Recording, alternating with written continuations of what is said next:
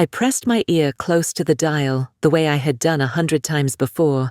The house was wrapped in pre-dawn silence, the kind of silence that hums in your bones. The numbers clicked beneath my fingertips, steady, deliberate, familiar. It should have been comforting. Instead, my pulse felt like a hammer inside my chest. The safe opened with a soft groan. I expected the familiar sight: neat stacks of envelopes, each one carefully labeled, each one a piece of my life's work. But when the door swung wide, my eyes caught nothing but metal. Bare, cold, empty. My body stiffened. For a moment I thought my vision had betrayed me. I blinked, leaned closer, reached in. My fingertips scraped against steel. No paper, no bundles, no weight. Just a hollow cavity echoing my touch. The money was gone. $88,000. Years of saving. Years of sacrifice.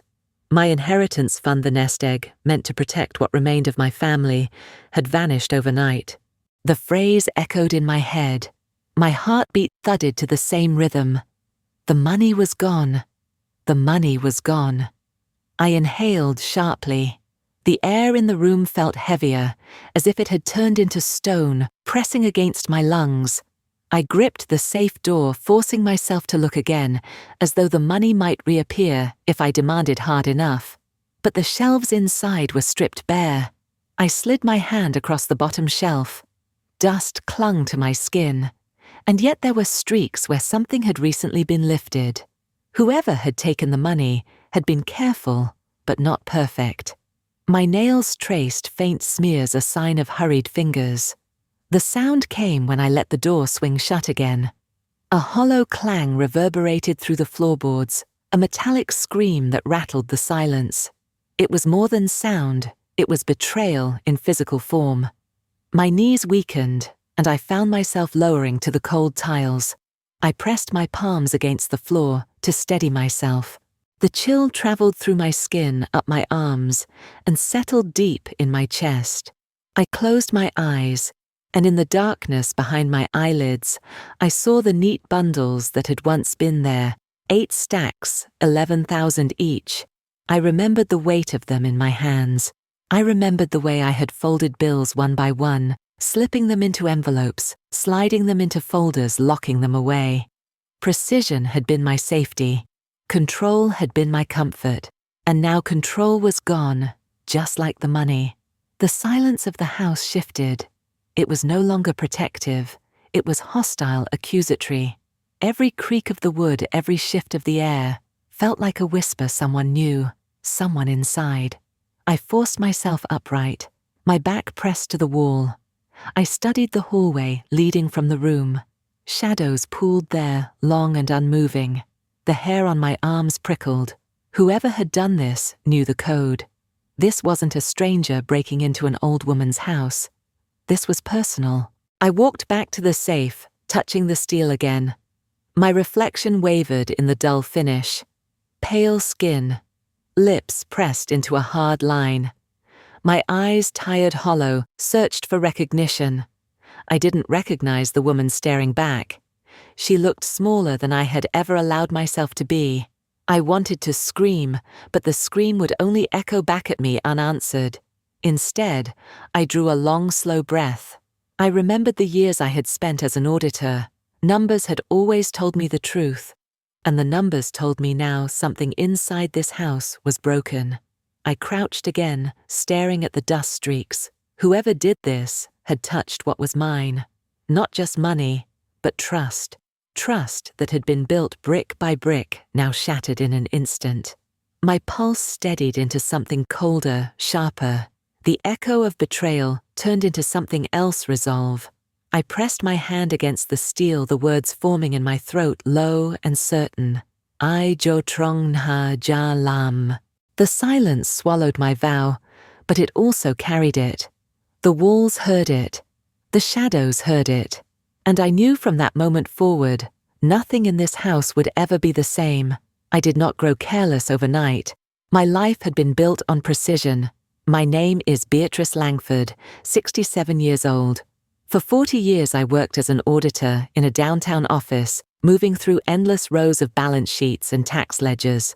The work was tedious for some, but not for me. Numbers never lied. Numbers never betrayed. If there was one thing I learned, it was this: documentation saves you when trust crumbles. That discipline seeped into my home life. While others hoarded photographs or heirlooms, I kept files. I catalogued receipts, clipped statements, stored copies in fireproof folders. My husband once teased me, saying I trusted paper more than people. I smiled and told him the truth: paper does not forget.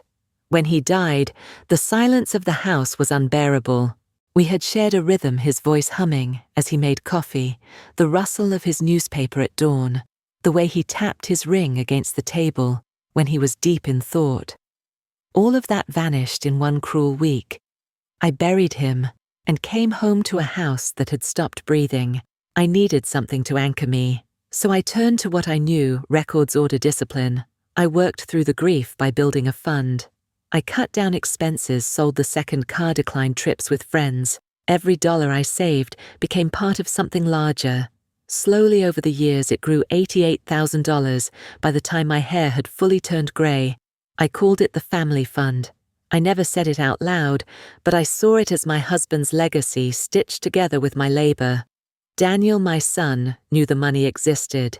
He and his wife Marissa often visited, and on the surface, they were devoted. Marissa brought flowers, set the table with a smile. Daniel fixed the leaking gutters, carried heavy boxes from the garage. To neighbors, we were a picture of closeness, but inside the small details, I saw fissures, a glance between them that carried impatience. The quick way Marissa changed the subject whenever money came up. The sigh Daniel gave when I reminded him about budgeting. It was during one dinner that the veneer cracked wider. I remember the clatter of plates, the smell of roasted chicken, the hum of soft music playing from the kitchen radio. Daniel reached for another slice of bread, then leaned back in his chair. "Me," he said, his tone casual, but his eyes sharp. "All that money you've been saving. What exactly are you planning to do with it?" The fork slipped in my hand. I forced a smile, feeling the weight of Marissa's gaze across the table. "It's for the family," I replied. "For emergencies. For the future." Daniel chuckled, but it wasn't humor I heard. "The future is now, isn't it? Houses cost more, tuition rises every year. Why wait?" The music from the radio grated against my ears. My chest tightened. It wasn't just a question. It was pressure. A test. Marissa reached across the table, placing her hand gently on Daniel's arm, as if to calm him. But her eyes never left mine. She didn't blink. I swallowed the dryness in my throat. "Some things are not meant to be rushed," I said. The silence that followed was brittle. Daniel shrugged and turned back to his plate, but I knew the subject wasn't closed. It had been opened, and the opening was sharp. That night, after they left, I checked the safe again. Everything was intact. Then the folders still in their places, the stacks untouched. I closed it with deliberate care, whispering under my breath the words I had begun to repeat more often. The money was gone. Not yet, but in my mind, I rehearsed the fear, bracing myself for the possibility. I could not sleep. I lay in bed, staring at the ceiling fan slicing through shadows. My body felt heavy, but my mind was restless. Around midnight, I heard the faint squeal of hinges. A door opening. Not the front. Too quiet for that. It was the cabinet in the hallway. My breath caught. I kept still, straining my ears. The floor creaked a single step, then silence. I pushed myself up on one elbow, eyes fixed on the doorway. A shadow passed, swift, then stilled. My heart hammered against my ribs, the rhythm uneven, frantic. Whoever it was knew the house, knew where to step without noise. The air tasted of dust and unease. My hand reached for the lamp, but I stopped short, afraid to reveal I was awake. I held my breath instead, counting the seconds. 5, 10, 15. The cabinet door clicked shut. Footsteps receded into the dark. I remained frozen, every nerve in my body alert. The safe was untouched for now, but the walls had shifted. Trust was thinning. The shadows were no longer just shadows. They were suspects. I lay back slowly, the sheets cold against my skin. My eyes stayed open until dawn, replaying Daniel's question at the table, Marissa's unblinking stare, and the quiet creak of that hallway cabinet. I knew deep down that the weight I had placed in paper and steel was no longer secure. It was not the money alone at risk. It was the bond of family. And bonds, unlike paper, could burn without leaving a trace. I was coming down the hallway when I heard the faintest sound, a hinge, a shuffle, the quiet thud of something closing. My breath caught as I turned the corner. Marissa stood near the study, too close to the safe. Her back was to me. She wore a cream sweater, her hair tied in a neat bun, her posture casual. But her presence there was anything but casual. She should have been in the kitchen finishing the soup she had offered to make. Instead, she lingered near the one place she had no reason to be. Looking for something, I asked. She spun her smile, quick but brittle. "Oh, Bea, I was just looking for a place to put these napkins." She lifted a folded bundle too small to justify her excuse. I nodded slowly, my eyes drifting to the carpet. There, half hidden by the shadow of the desk, lay a small object. A key. Not just any key, the backup key to the cabinet where I kept copies of my records. I bent, picked it up, and let its cold weight sit in my palm. Marissa's eyes flickered, then darted away.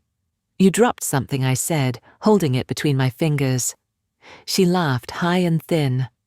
"Oh, that I must have grabbed it by mistake when I was dusting last week. You know me. Always helpful." Her words floated, but my chest tightened. Too many coincidences. I slipped the key into my pocket. Her smile did not fade, but her eyes narrowed just enough for me to see it. Later that evening, after they had left, I sat at my desk trying to steady my thoughts. I opened my notebook, flipping through neat columns of figures. Habit brought comfort. But comfort could not erase the image of her standing near the safe, nor the chill of the key in my hand. I decided to check. I pulled open the cabinet with deliberate care. The files were still there, labeled, aligned the way I had left them. Yet when I slid one folder free and opened it under the lamp, my breath faltered. A document was missing. Not money this time, not something obvious, but a single sheet, the kind of page most would overlook. A transfer authorization form, years old, connected to one of my late husband's accounts. On its own, it meant little. In the wrong hands, it was leverage. Proof of access. A breadcrumb toward the fund I had fought to protect. The room seemed to tilt. I pressed my hand flat against the desk to ground myself. Paper had always been my armor, and now the armor had a crack. I whispered the words I had once rehearsed as comfort, but tonight they were laced with dread. If the money is lost, the copies remain. The motif returned, but it no longer steadied me. It haunted. I sat back, staring at the empty space where the paper had been. I remembered Marissa's hand resting too lightly on Daniel's arm at dinner, her smile that never reached her eyes. She was not careless, she was deliberate, and she had touched what was mine. The air in the study grew heavier, pressing against my skin. I rose and checked the locks one by one, though I knew locks were meaningless when betrayal came from within. Sleep was impossible. I carried the key with me to bed, its cold edge pressing into my palm under the blanket. Each time my eyelids drooped, I jolted awake, convinced of footsteps in the hall. At dawn, I decided to act. The small camera by the back door had been gathering dust for months, a relic from when my husband insisted we install it after a string of neighborhood burglaries. I brushed it clean, checked the feed, and rewound the footage. What I saw drained the warmth from my body. At 1:14 a.m., the door cracked open. A shadow slipped inside. Not a stranger fumbling blindly, but someone moving with certainty, navigating the dark with practiced steps. The figure paused near the study, then vanished into the hallway. The timestamp glowed on the screen, undeniable. My hands trembled as I pressed pause. The shadow froze, mid-step, faceless, but intimate in its familiarity. I stared until my eyes burned. The safe might still hold its secret copies for now, but the walls of my house no longer did. The money was not the only thing at risk. Trust itself was unraveling. And I knew as the morning light bled through the curtains that suspicion was no longer a whisper. It was a shadow living under my roof. The morning after felt heavier than the night. I stood once again in front of the safe, my fingers trembling on the dial. The air was sharp, carrying that faint metallic scent of steel and dust.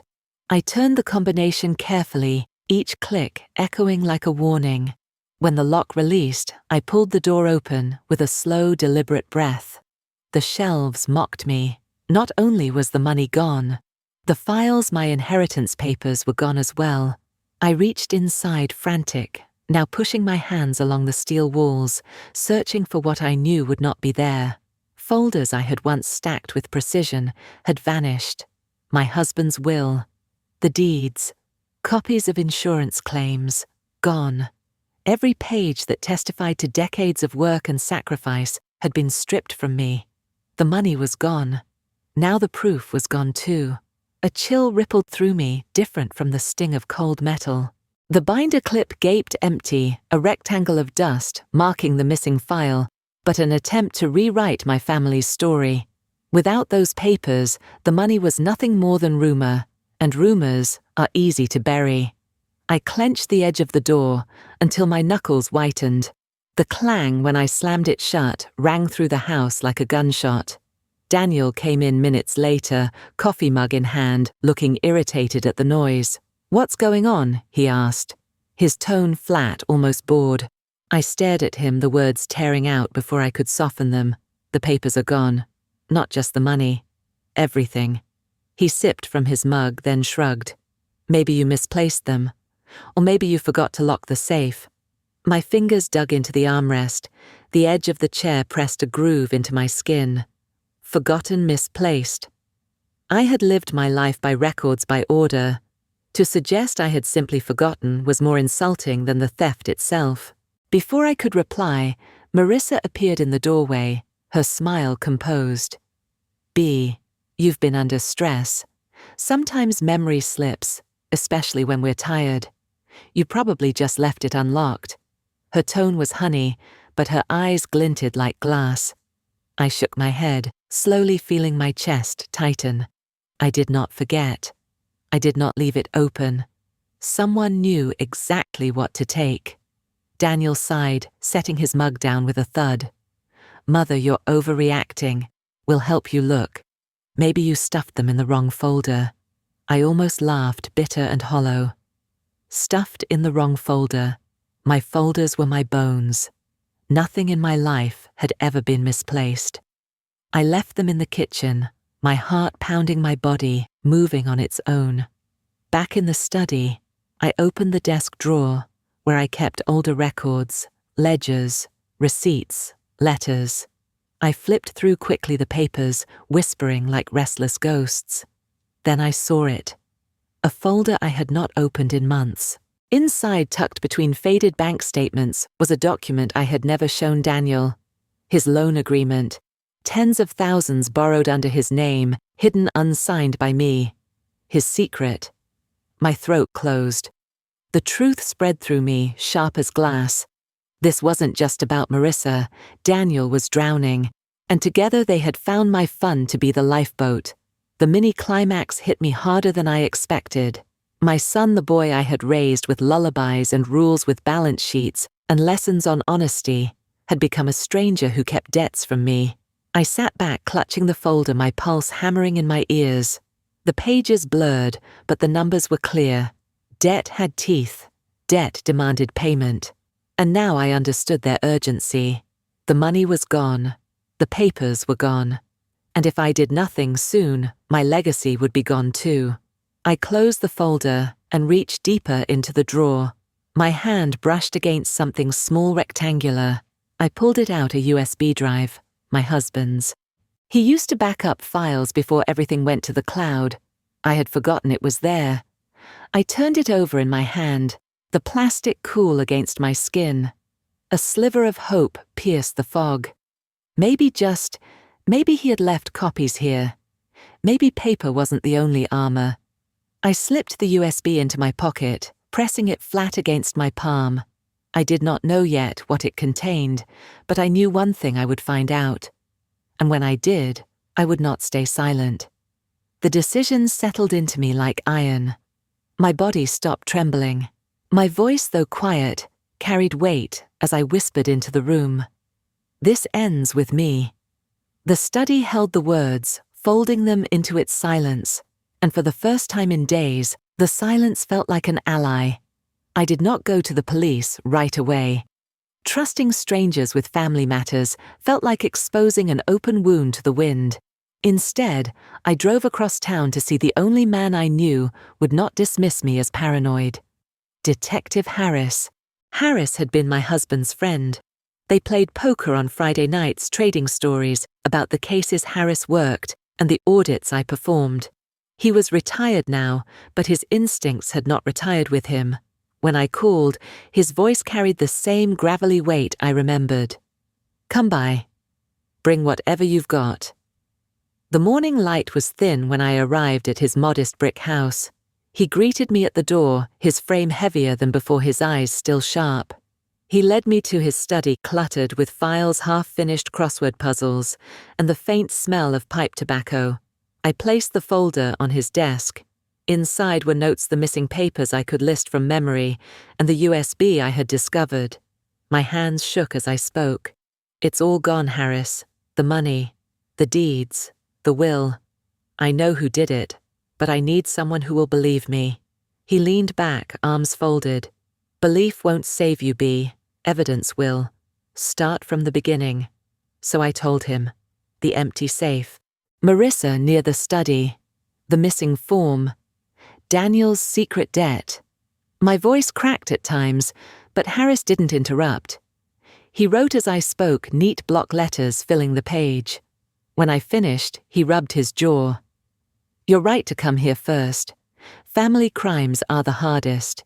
But if you're right about Marissa, we'll need something solid. Something they can't explain away. He opened a drawer and pulled out a small kit. You said they've been near the safe. Let me see if there's anything left behind.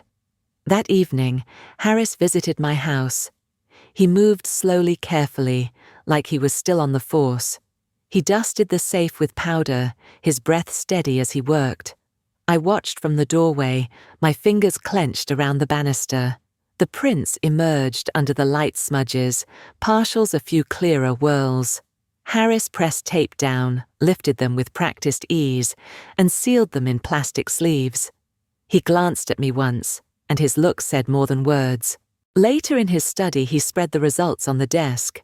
One set belonged to me, another to Daniel, but one sharp and undeniable belonged to Marissa. My heart pounded. Seeing her touch confirmed what suspicion had already screamed. The money was gone, the papers were gone, and Marissa had left her mark on both.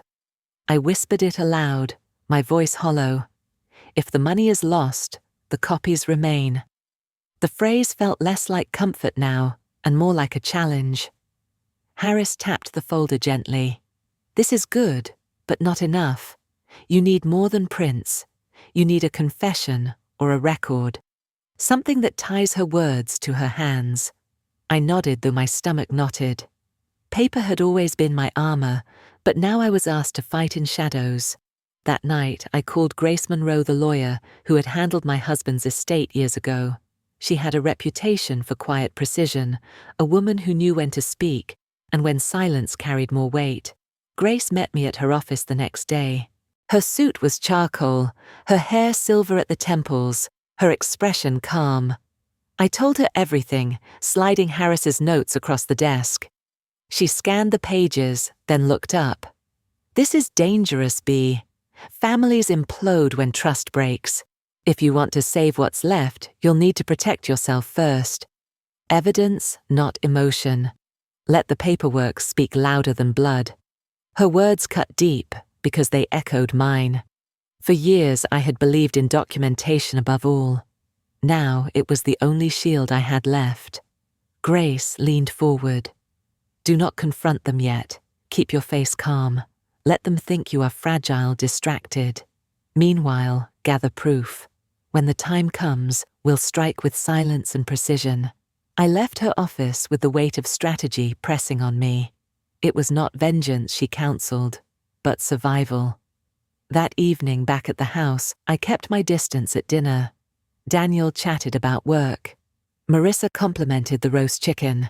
Their voices blended into noise. I watched their hands instead. Marissa's fingers tapped the table too quickly. Daniel's eyes lingered on the empty space where my files once were. Afterward, I carried dishes to the kitchen. The air was heavy with detergent and steam when I heard it. Marissa's voice, muffled but sharp, coming from the living room. I set the dish down quietly and moved closer to the doorway. Her words pierced through the hum of the television. When the money's transferred, we're gone. She'll never see it coming. The plate in my hand trembled, water dripping down my wrist. My breath hitched, and I pressed myself against the wall, listening harder. Daniel's reply was softer, too low to catch, but Marissa's final words were clear, each one a nail in the coffin of trust. When it's done, we disappear. I clutched the counter, my knuckles white. The money was gone. The papers were gone. And now, so was any illusion of loyalty. I slipped the USB deeper into my pocket, its edges cutting into my palm like a reminder. Harris and Grace had been right. I needed evidence, but evidence alone would not heal this. The silence of the house pressed in around me, no longer heavy with accusation, but heavy with resolve. This was war, and wars are won with allies. The house had betrayed me, so I decided to make the house betray them. That morning, before Daniel and Marissa arrived for dinner, I moved carefully through the living room. My hands shook slightly, but not from fear, from focus. Harris had taught me where to place the smallest of recorders. Grace had reminded me that silence was sometimes the sharpest blade. I slid a slim audio recorder beneath the armrest of the couch. Its red light blinked once, then settled into darkness. In the cabinet where the old china sat, I hid a camera no bigger than a deck of cards. The angle covered the couch, the coffee table, and the hallway. If they spoke freely here, the room would remember. When the knock came at 6, I opened the door with steady hands. Marissa kissed my cheek, her perfume sharp and sweet. Daniel carried a bottle of wine. They smiled too much. They always did when they wanted something. Dinner passed with polite words. Roasted chicken potatoes, green beans. Daniel praised the seasoning. Marissa laughed about a neighbor's dog, but their eyes moved often to the study door, to the place where the safe had once been full. I excused myself after dessert, claiming I was tired. I climbed the stairs, but I did not sleep. I sat in the dark, listening. Through the floorboards came muffled voices. Daniel low and hesitant. Marissa sharp, cutting through his doubt. Bee's slipping, she said, her tone crisp.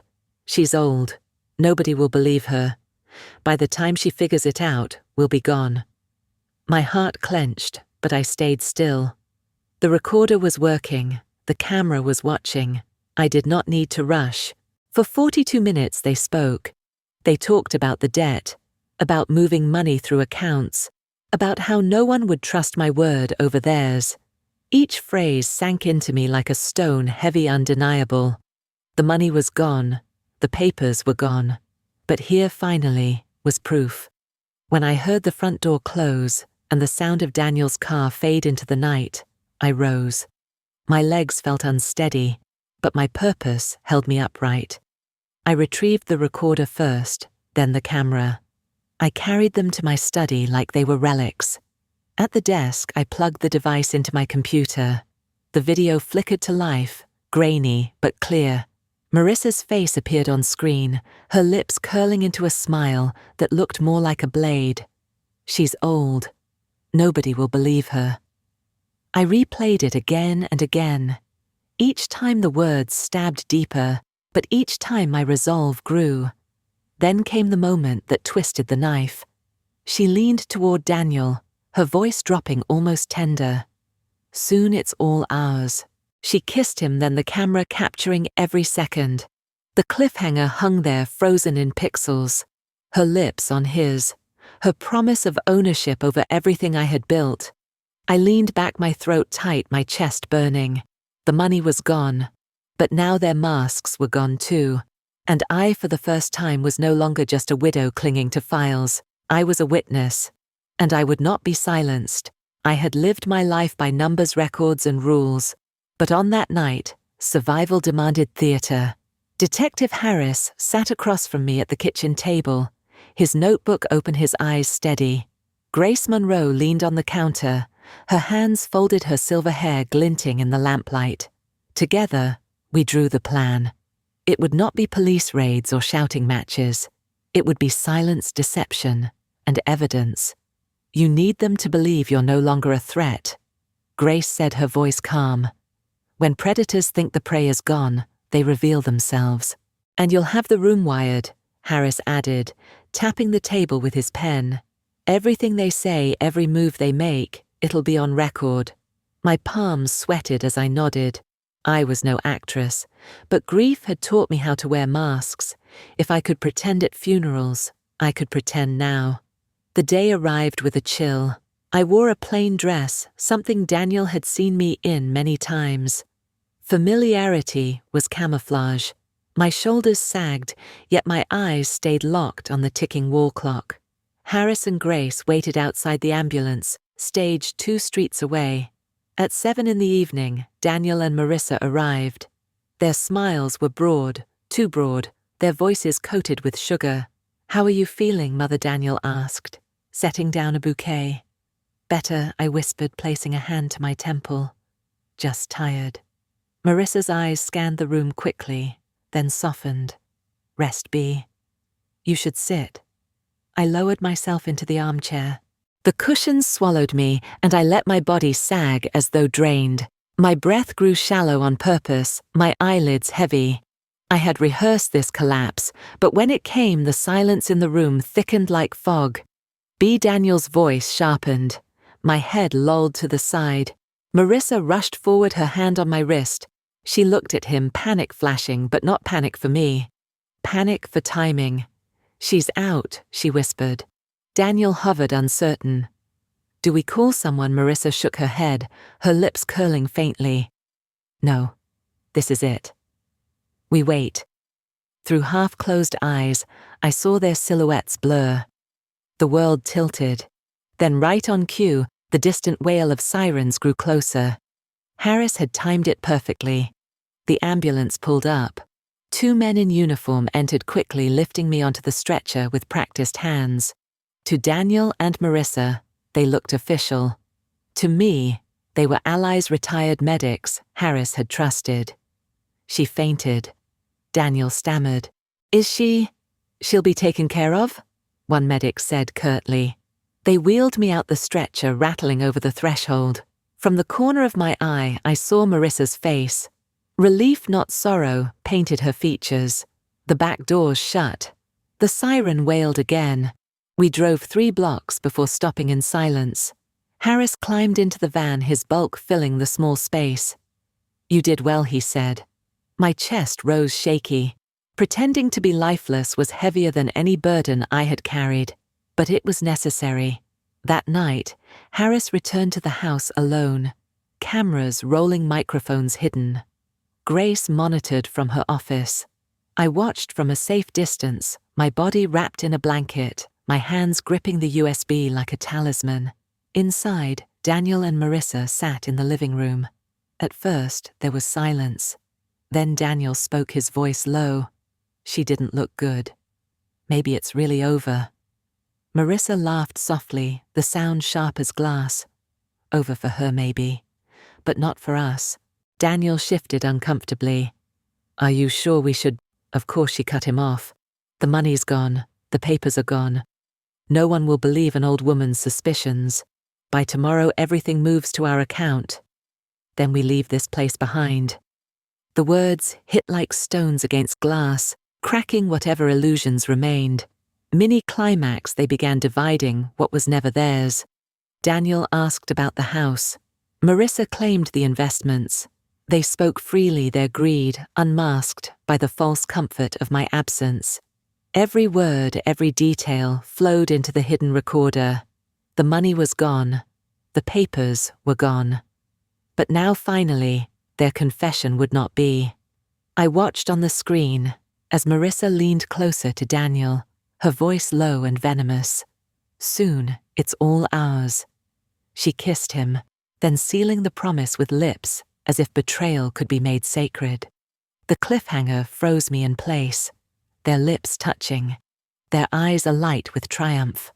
The camera held it all, and I knew in that moment the game had shifted. They believed I was finished, but the truth had only begun to breathe. The living room was not mine anymore. It had become a courtroom. Family gathered in stiff silence, the weight of unanswered questions pressing against every wall. Cousins, nieces, a few neighbors who had known my husband. They all sat in folding chairs brought in for the occasion. Daniel and Marissa arrived late as though it were any other Sunday visit. Their smiles flickered when they saw the crowd. Grace Monroe stood near the television, her charcoal suit sharp against the warm lamplight. She carried no theatrics, only a small remote in her hand. Harris waited by the doorway, arms crossed a quiet pillar. I sat at the head of the room. The armchair that had once been my refuge now felt like a witness box. My fingers rested on the armrests, steady though my heart beat unevenly. Grace cleared her throat. Thank you all for coming. This meeting is not about speculation. It is about truth. And today we will let the truth speak for itself. The room hushed. Daniel leaned forward, his voice clipped. Mother, what is this? Why bring everyone here like it's some sort of trial? My eyes met his. Because that's exactly what it is. Grace pressed the button. The screen flickered to life. Grainy footage filled the room.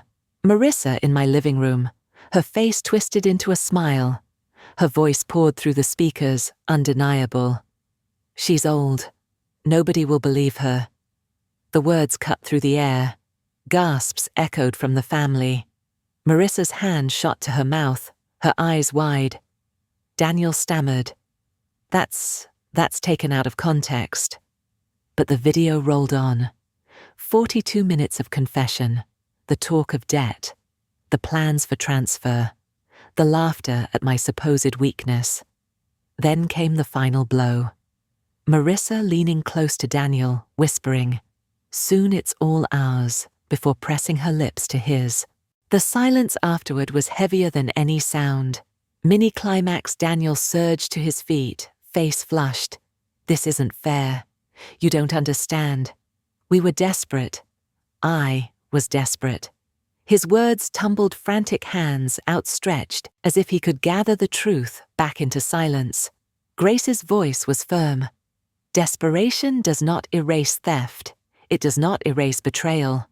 I stood, my body trembling, but my voice sharp. The money was gone. The papers were gone. But what remained was truth. And truth does not vanish. The phrase echoed. The money was gone no longer. Just my private mantra, but a public indictment. Marissa collapsed back into her chair, tears streaking her cheeks, her silence louder than any excuse. Daniel paced, shaking his head, muttering fragments of defense. But the room no longer belonged to him. The family's eyes had turned, and judgment was in their silence. I felt the weight lift, just slightly. For weeks I had carried suspicion like a stone in my chest. Now the stone had been set on the table for all to see. Then came the sound. The knock at the front door. Firm, deliberate. Harris opened it without a word. 2 uniformed officers stepped inside, their presence filling the room with cold authority. Every breath in the room seemed to pause. The cliffhanger landed not with words, but with movement, the officers walking toward Daniel and Marissa, handcuffs glinting under the light. And I knew the confrontation was no longer mine alone. It belonged to the law. The scream tore through the room before the officers could even speak. Marissa rose from her chair, her face blotched red, her eyes wild. She jabbed a finger toward me, her voice cracking into hysteria. I did it for the money. All of it was mine. Do you hear me? Mine. The room recoiled. Family members shifted in their seats, gasps filling the silence like shattered glass. Children clung to their mothers, wide-eyed. The confession that I had waited for did not come in whispers this time. It came as a howl, raw and undeniable. Daniel sat frozen beside her, his lips pressed tight, his shoulders caved, his eyes fixed on the floor. Then slowly, a tear broke free, tracing down his cheek. He did not move to stop her. He did not speak to protect her. His silence was its own confession. I gripped the arm of my chair, steadying myself. My heart pounded so hard, I thought it might crack my ribs. Yet I stayed still, letting her words hang in the air. I wanted it all. She cried, her voice ragged. The money, the papers, everything she guarded like some holy shrine. I deserved it. I worked for nothing while she kept it locked away. It should have been mine. Her chest heaved, her hair falling loose from its bun. She looked less like the polished woman who once carried flowers to my table, and more like the truth itself, ugly unmasked. Mini climax. The officers stepped forward. One reached for her arm, the other produced the handcuffs. The metallic click echoed as the steel closed around her wrists. Cameras flashed, neighbors, recording cousins, snapping photos, light strobing against the walls, the sharp rhythm of shutters layered over her screams. Daniel finally lifted his gaze. His eyes met mine, wet, hollow, lost. For a moment, he seemed like the boy I once knew, the boy who built forts out of couch cushions, who begged for one more bedtime story. But that boy was buried beneath the man who had chosen silence. My throat burned. I wanted to ask him why he had allowed her to sink claws into both of us, why debt had weighed heavier than loyalty. But the words died inside me. The answers no longer mattered. Marissa struggled against the officers, her voice breaking into sobs now. She's old. No one would have believed her. Her words struck me like cold rain, but they no longer pierced. I had endured worse storms, and this storm was nearly over. Harris's voice cut through the chaos, steady, commanding. We've got it all. Every word. Every frame. He gestured toward Grace, who held the remote like a gavel. The television screen behind her still glowed with Marissa's recorded laughter, the evidence undeniable. The motif surged back, rising inside me like an echo long rehearsed. The money was gone. The papers were gone. But the truth remained. I rose from my chair slowly, deliberately. The crowd parted in silence. My footsteps carried me closer to Daniel and Marissa. She was sobbing now, her wrists bound, her shoulders shaking. Daniel sat slumped, a man, defeated by his own choices. I stood over them, the weight of decades pressing into my spine, yet my voice was calm. Quiet strength. The copies I said softly were never lost. The cliffhanger cracked through the silence. Heads turned. Marissa's sobs stopped for an instant. Daniel's eyes widened.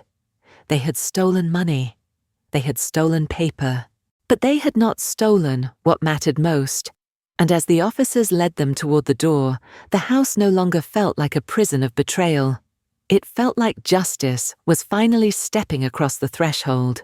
I thought betrayal had stripped me of everything, but paper once again became my salvation. After the confrontation, after the handcuffs closed on Marissa's wrists and silence wrapped around Daniel, I returned to my study. Harris and Grace stayed with me, their presence steady. On my desk lay the small USB I had carried like a secret weapon. Its black plastic looked ordinary, yet inside, I prayed, was the armor I had guarded all my life. Grace connected it to the computer, the screen lit with folders neat and precise. My husband's careful work. He had backed up everything years ago. Copies of deeds, copies of wills. bank records, transfer forms. Every paper I thought had vanished was right there, preserved in digital memory. I pressed a hand against my chest, relief flooding me. The money was gone. The safe was bare, but proof had survived. With those files, Grace assured me we could recover what had been stolen, rebuild the account, and protect it from further hands. The climax arrived, not with noise, but with clarity. Harris's voice broke the stillness. "B, you've got them. Not just the criminals, but the history. This USB will speak louder than anything they tried to destroy." Tears blurred the screen. For the first time in weeks, my breath felt light. In the weeks that followed, the process moved quickly. Grace filed the motions. She presented the backed-up documents. Every account Marissa had touched was frozen. The courts upheld the integrity of the fund. $88,000, my life sacrifice, was restored.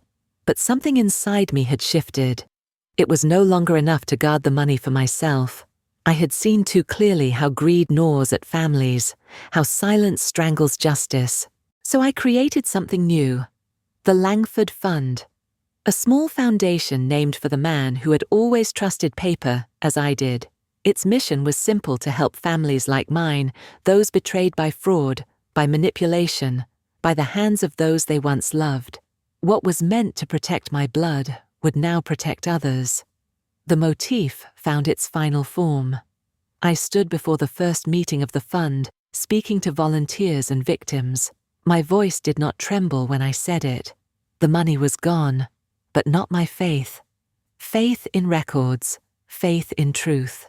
Faith that justice, though slow, could still arrive. Afternoons passed with lavender tea steaming on the porch, bees humming in the garden. Afternoons on the porch with lavender tea. The hum of bees in the garden. Friends stopping by with pies, with laughter, with reminders that community is another kind of inheritance. Daniel did not return. His silence became his distance. Perhaps one day he will seek forgiveness. Perhaps not. I no longer hinge my peace on that question. I sit now with my ledger open, not to record losses, but to record gratitude. Pages filled with names of families the fund has helped. Each name a reminder that survival can be turned into strength. And as I close this chapter, I turn to you, the listener, the witness to my story. When you see truth stripped bare, when betrayal threatens silence, ask yourself this: will you stay quiet, or will you speak so that justice can stand in the light?